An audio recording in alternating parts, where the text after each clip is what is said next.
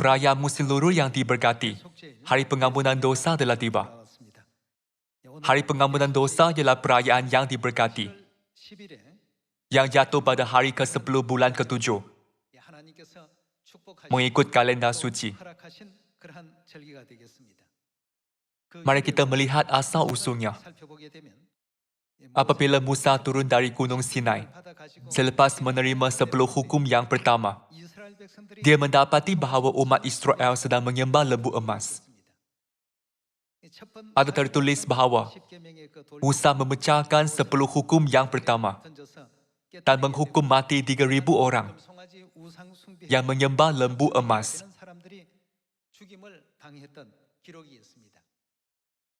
Selepas itu, umat Israel berazam untuk tidak melakukan dosa yang sama lagi dan memanjatkan doa pertaubatan kepada Tuhan dengan mengakui dosa-dosa mereka.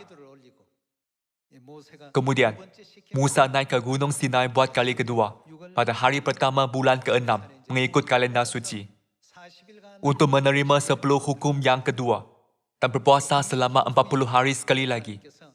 Selepas dia berdoa dan berpuasa selama 40 hari, Tuhan memberikan 10 hukum yang kedua. Selepas menerimanya, Musa pun turun pada hari ke-10 bulan ke-7 mengikut kalender suci. Hari inilah harinya. Tuhan memerintah umat Israel untuk merayakan hari pengampunan dosa pada setiap hari ke-10 bulan ke-7 mengikut kalender suci, supaya memperingati masa Tuhan mengampunkan semua dosa Israel. 10 hari lalu, kita telah merayakan perayaan trompet. Kita berdoa setiap pagi dan malam, semasa minggu berdoa, sebagai persediaan untuk hari pengampunan dosa. Marilah mempelajari kebenaran hari pengampunan dosa di dalam Imamat bab 16 dan menyedari rahmat penebusan Tuhan yang besar dalam kedua-dua perjanjian lama dan baru. Mari melihat buku Imamat bab 16 ayat 5. Dari umat Israel, ia harus mengambil 2 ekor kambing jantan untuk korban penghapus dosa dan 1 ekor domba jantan untuk korban bakaran.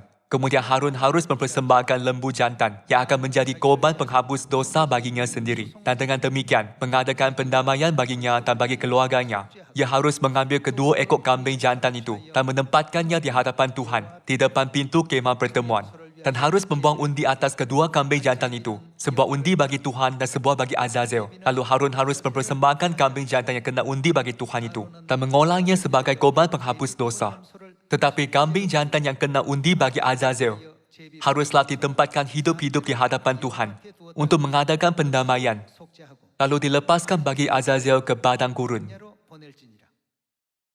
Pada hari pengampunan dosa, 1 ekor lembu jantan dipersembahkan kepada Tuhan untuk para imam dan 2 ekor kambing jantan untuk umat.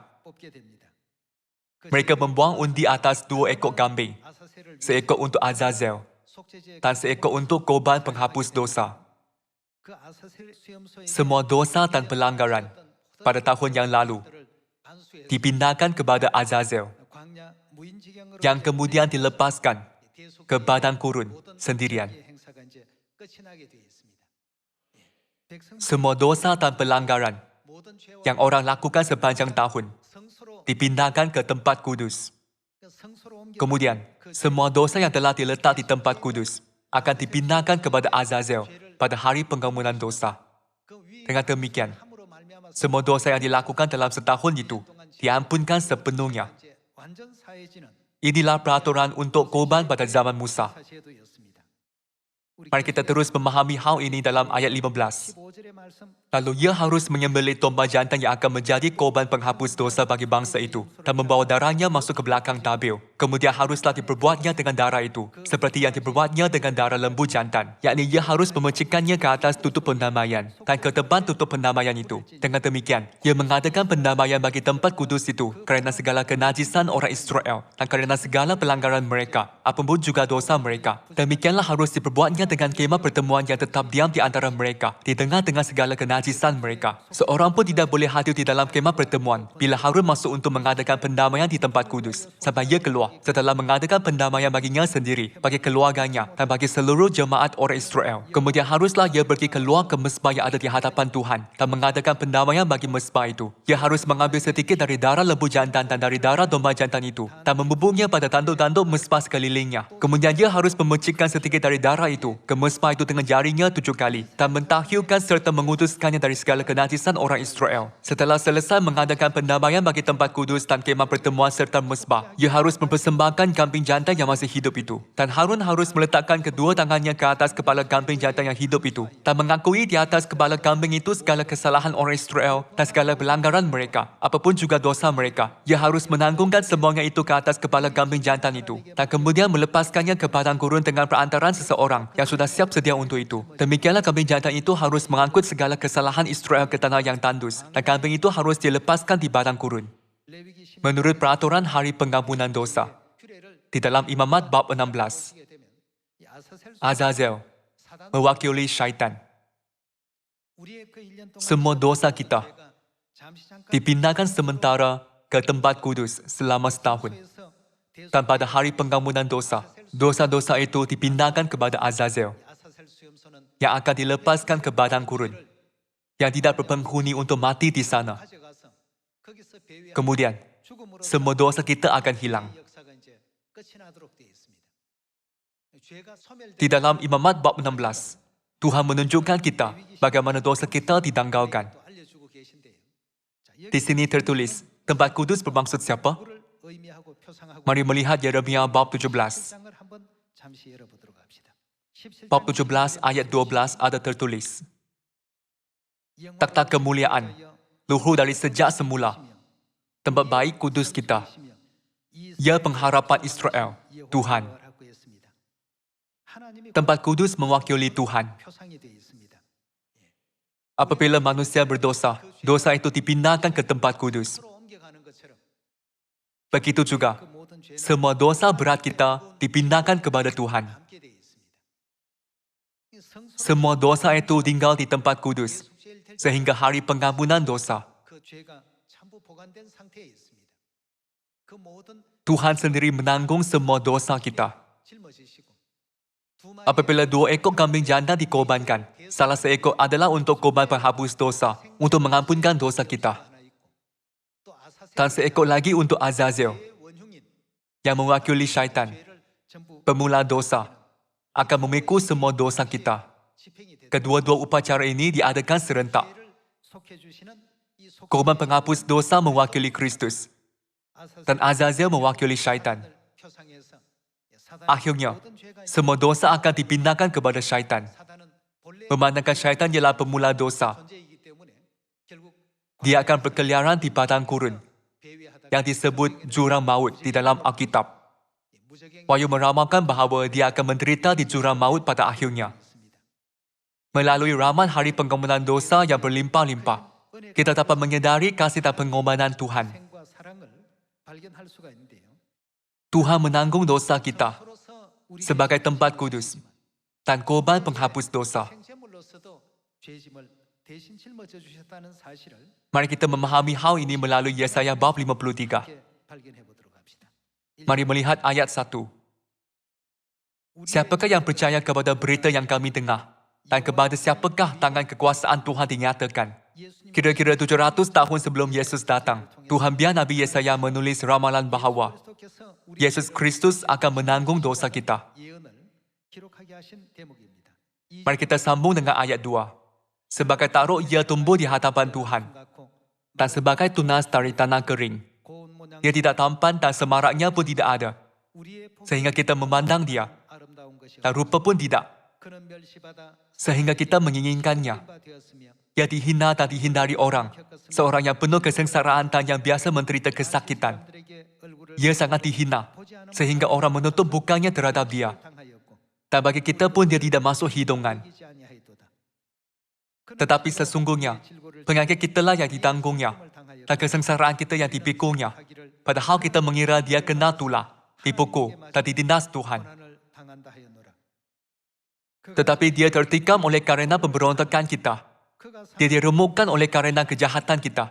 Ganjaran yang mendatangkan keselamatan bagi kita ditimpakan kepadanya. Dan oleh bilu-bilunya kita menjadi sembuh. Kita sekalian sesat seperti domba. Masing-masing kita mengambil jalannya sendiri. Tetapi Tuhan telah menimpakan kepadanya kejahatan kita sekalian. Bukankah ini bermaksud bahawa Kristus menanggung semua dosa kita? Ayat 7. Dia dianiaya, tetapi dia membiarkan diri ditindas dan tidak membuka mulutnya.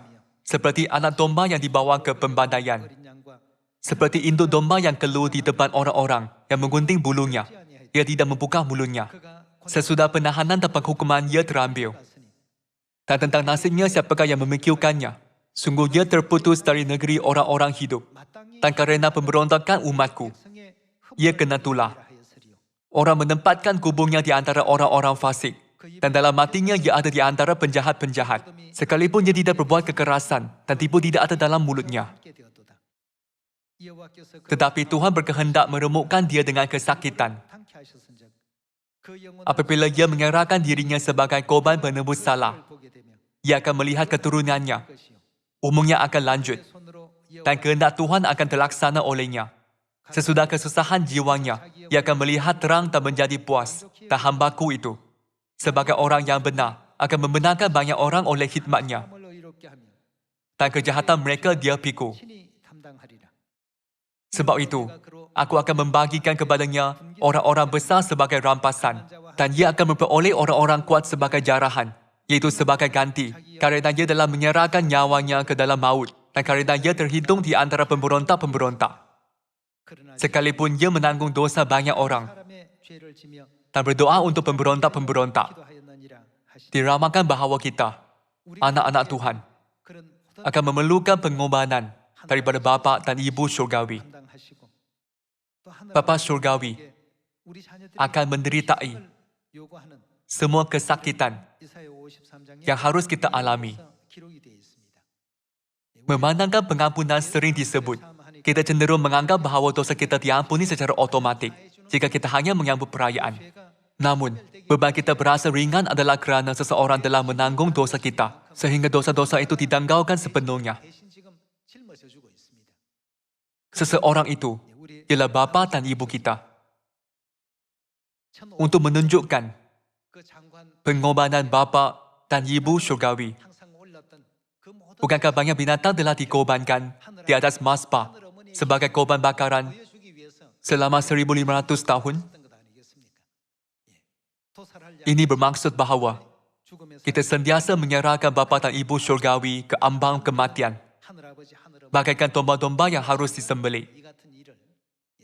Kita telah melakukan hal tersebut beribu-ribu tahun. Apabila kita memikirkan hal ini, kita mesti bertaubat dengan ikhlas di hadapan bapa dan ibu. Dan pertaubatan yang benar bermaksud tidak mengulangi dosa yang sama lagi, bukan? Marilah menyenaraikan semua dosa yang telah kita lakukan terhadap Tuhan satu persatu. Pertama, Tuhan seharusnya duduk di takhta syurgawi yang mulia. Tetapi kita membuatnya datang ke bumi ini dalam badan. Inilah dosa kita yang besar. Kedua, menyebabkan Tuhan disalib mati ialah dosa yang teruk. Jika kita tidak berdosa, Tuhan tidak akan disalibkan. Seterusnya, dosa yang menyebabkan Tuhan disebat, ditumbuk, ditampar, diejek, dihina, dipaksa untuk memakai mahkota yang berduri, serta menyebabkan pakaiannya dibahagikan dengan membuang undi. Kita mesti merenung diri sendiri pada hari pengampunan dosa ini. Walaupun kita masih pendosa, Tuhan tidak meninggalkan kita, malah menunjukkan kasih-Nya kepada kita sehingga akhir. Walau bagaimanapun, berapa kali dalam sehari, kita cuba meninggalkan Tuhan dan mengabaikan perjanjian yang telah Dia dirikan dengan kita, hanya kerana sedikit kesakitan. Kita tidak boleh melakukan dosa seperti itu lagi. Janganlah kita menganggap darah Tuhan yang ditumpah di atas salib seperti gambar atau babak yang biasa di dalam wayang sahaja. Sebaliknya, anda dan saya mesti mengambil bahagian dalam kesakitan dan penderitaannya yang menyayat hati. Sebab itulah tertulis di dalam Yesaya bab 53. Tetapi dia tertikam oleh karena pemberontakan kita. Dia diremukkan oleh karena kejahatan kita. Tuhan mengalami semua penderitaan ini kerana dosa kita.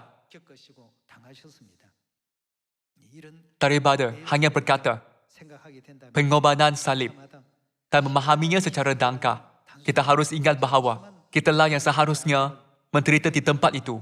Namun, Bapa Syurgawi telah mengalaminya bagi pihak kita untuk menyelamatkan kita. Dan setiap hari, Ibu Syurgawi naik ke mazbah korban bakaran. Setiap kali kita berdosa, melalui hari pengampunan dosa ini, pastikan supaya kita tidak melupakan kasih, pengorbanan, dan kerja keras yang telah Bapa dan Ibu lakukan untuk kita. Marilah pergi ke buku Efesus bab 1. Efesus bab 1 ayat 7 ada tertulis, sebab di dalam Dia dan oleh darahnya kita beroleh penebusan, iaitu pengampunan dosa, menurut kekayaan kasih karunia-Nya. Di sini, perkataan, oleh darahnya, ini amat tanggal. Sebaliknya, kita perlu faham bahawa melalui kematiannya yang menyedihkan, kita telah ditebus dan diampuni dosa. Kita seharusnya membayar upah dosa sendiri. Namun, bukankah perjanjian lama yang bagaikan bayang menunjukkan bapa dan ibu menggantikan kita untuk dihukum? Setiap hari, apakah yang berlaku semasa waktu doa pagi dan petang? Agar bapa dan ibu syurgawi mengampuni dosa kita. Waktu doa pagi dan petang menjadi masa untuk mereka mencurahkan darah mereka serta menjadi korban bakaran di atas mazbah. Sebab itulah mereka menjadi korban hari Sabat juga. Dan pada hari ini, sebab mereka menjadi korban pada hari pengampunan dosa pun adalah sama. Siapakah yang akan memisahkan kita dari kasih Kristus? Penindasan, atau penganiayaan, atau kelaparan, atau ketelanjangan, atau bahaya, atau pedang? Tiada sesiapa yang akan memisahkan kita dari kasih Kristus. Rasul Paulus dapat berpegang pada imannya sampai dia mati syahid. Adalah kerana dia memahami dengan betul pengorbanan dan kasih Tuhan untuk kita.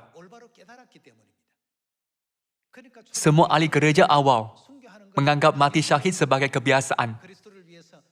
Tetapi penganiayaan dan penderitaan untuk Kristus sebagai kemuliaan. Kita mempercayai Tuhan.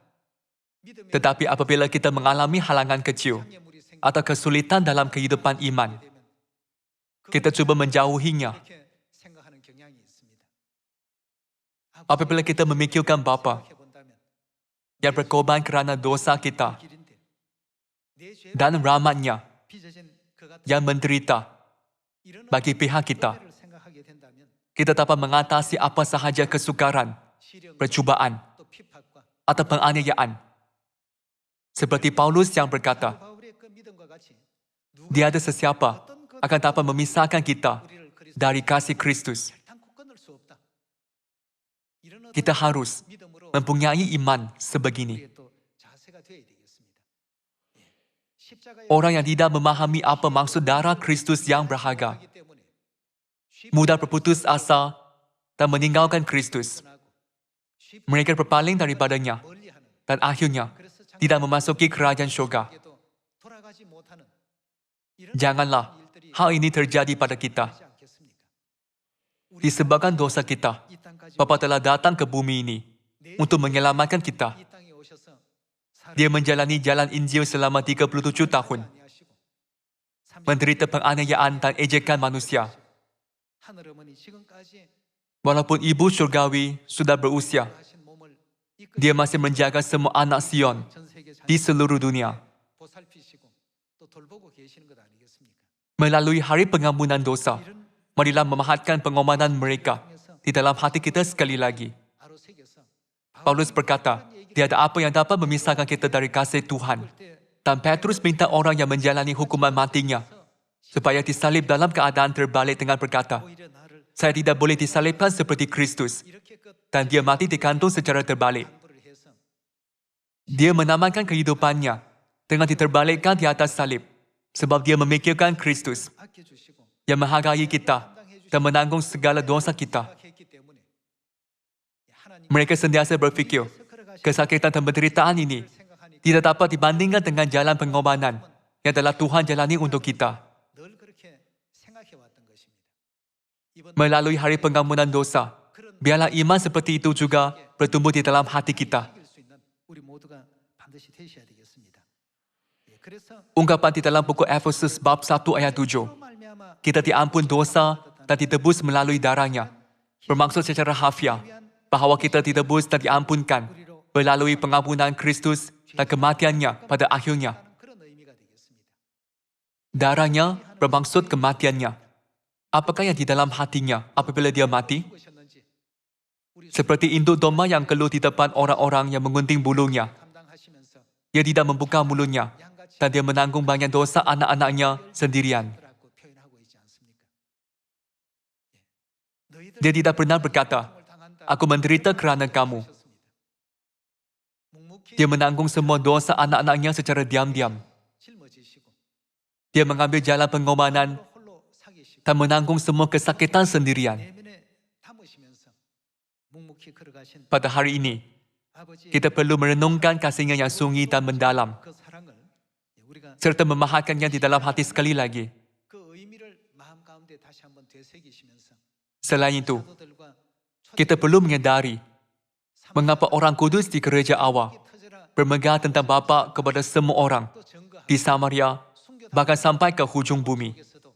Dan mengapa mereka tidak berputus asa dalam kerja penginjilan. Kerja yang kita lakukan sekarang berbeza dengan kerja orang di dunia ini. Kita telah menyadari kasih dan rahmat Tuhan yang besar. Jadi kita menjalani kerja penginjilan. Hanya dengan demikian, kita dapat menjalani tugas imamat yang benar. Jika tidak, itu hanyalah kerja. Mari melihat buku 1 Petrus bab 1 ayat 17. Dan jika kamu menyebutnya Bapa, yaitu Dia yang tanpa memandang muka menghakimi semua orang menurut perbuatannya, maka hendaklah kamu hidup dalam ketakutan selama kamu menumpang di dunia ini. Sebab kamu tahu bahawa kamu telah ditebus dari cara hidupmu yang sia-sia, yang kamu warisi dari nenek moyangmu itu, bukan dengan barang yang fana, bukan pula dengan perak atau emas, melainkan dengan darah yang maha, yaitu darah Kristus yang sama seperti darah anak domba, yang tak bernoda dan tak bercacat. Kita mesti ingat sekali lagi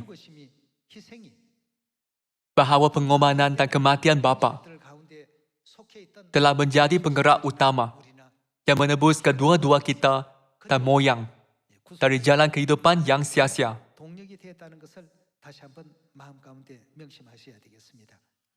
Marilah pergi ke buku 1 Yohanes bab 4. Bab 4 ayat 7. Saudara-saudaraku yang kekasih, marilah kita saling mengasihi. Sebab kasih itu berasal dari Tuhan. Dan setiap orang yang mengasihi, lahir dari Tuhan dan mengenal Tuhan. Barang siapa tidak mengasihi, ia tidak mengenal Tuhan. Sebab Tuhan adalah kasih. Dalam hal inilah kasih Tuhan dinyatakan di tengah-tengah kita. Yaitu bahawa Tuhan telah mengutus anaknya yang tunggal ke dalam dunia, supaya kita hidup olehnya. Ada tertulis di dalam buku 1 Yohanes bab 1, bahawa Tuhan datang ke bumi ini, disalibkan, dan dikorbankan, untuk menyelamatkan kita. Ayat 10, inilah kasih itu. Bukan kita yang telah mengasihi Tuhan, tetapi Tuhan yang telah mengasihi kita, dan yang telah mengutus anaknya sebagai pendamaian bagi dosa-dosa kita. Saudara-saudaraku yang kekasih, jikalau Tuhan sedemikian mengasihi kita, maka haruslah kita juga saling mengasihi. Semua ahli gereja awal menyadari kasih tersebut.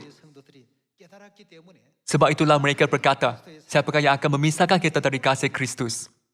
Adakah masalah yang memisahkan kita dari kasih-Nya? Adakah penganiayaan? Tiada. dalam semua ciptaan yang dapat memisahkan kita dari kasih Kristus. Apabila kita memikirkan kasih Tuhan yang telah Dia tunjukkan kepada kita, bagaimana boleh kita mengkhianatinya? Kita merayakan hari pengampunan dosa setiap tahun. Minggu berdoa hanyalah 10 hari. Tetapi sesetengah ahli berasa susah untuk mengambil bahagian dalam ibadah awal pagi dan malam. Namun, Tuhan telah menanggung dosa dan kejahatan kita selama beribu-ribu tahun atau lebih lagi. Fikirkanlah,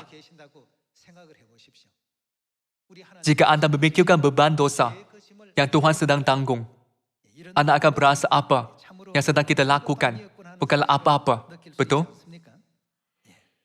Sebab itulah tertulis dalam bab 4 ayat 9. Tuhan telah mengutus anaknya yang tunggal ke dalam dunia supaya kita hidup olehnya. Mari melihat buku 1 Petrus bab 3 ayat 17.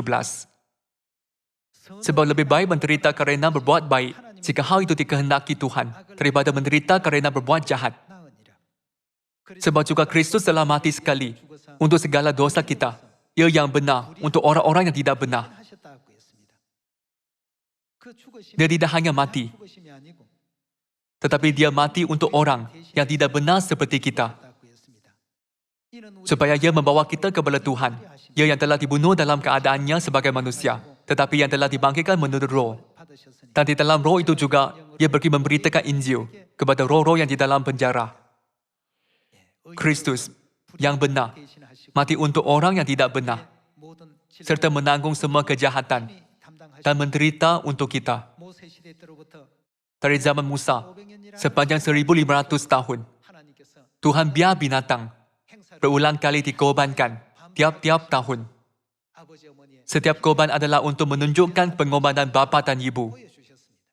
Secara luaran, banyak binatang telah disembelih. Tetapi ia menunjukkan pengorbanan bapa dan ibu syurgawi kita. Apabila kita mengenaraikan dosa-dosa kita sekali lagi, kita dapat melihat bahawa kita telah melakukan dosa yang buat Tuhan datang dalam badan manusia. Dosa yang buat dia menumpahkan darahnya di atas salib. Dosa yang buat dia disebat, ditumbuk, ditampar, diejek dan dipandang rendah.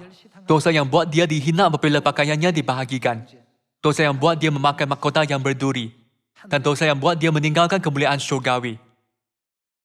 Sekalipun kita melakukan salah satu dosa ini, kita pun tidak berani untuk menghadapi Tuhan. Namun, semuanya berlaku disebabkan dosa kita. Semua hal tersebut berlaku kerana kita telah melakukan dosa besar yang harus dihukum. Kitalah yang patut berada di tempat itu. Tetapi bapa dan ibu berada di sana untuk kita. Daripada dengan mulut bercakap bahawa kita mengasihi Tuhan, kita mesti memahatkan semua ajaran Tuhan di dalam roh kita, supaya kita tidak akan mengkhianati kasih Tuhan. Kita harus menjadi seperti Rasul Petrus dan Paulus, serta ahli-ahli gereja awal yang digerakkan oleh kasih Tuhan yang besar, walaupun mereka menghadapi kematian. Seperti mereka, kita harus menjalani kerja penginjilan sentiasa dengan kesyukuran. Dengan ini, saya tamatkan khutbah hari ini. Terima kasih.